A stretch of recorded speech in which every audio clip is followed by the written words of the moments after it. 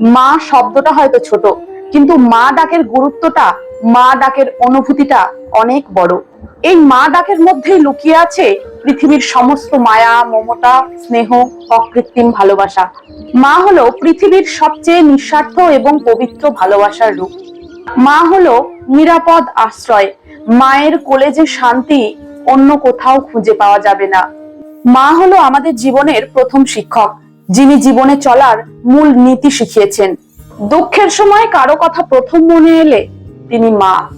মা ডাকের কোনো তুলনা হয় না, মায়ের তুলনা মা নিজেই।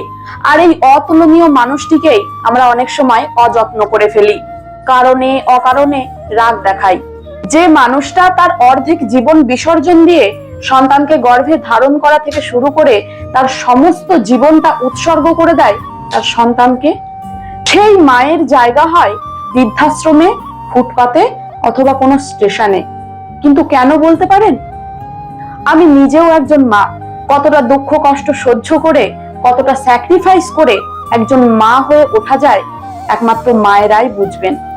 আজ মাদার্স ডে, অর্থাৎ মাতৃ দিবস। আলাদা করে ভালোবাসার যেমন কোনো দিন হয় না, তেমনি মায়েদেরও আলাদা করে কোনো দিন হয় না।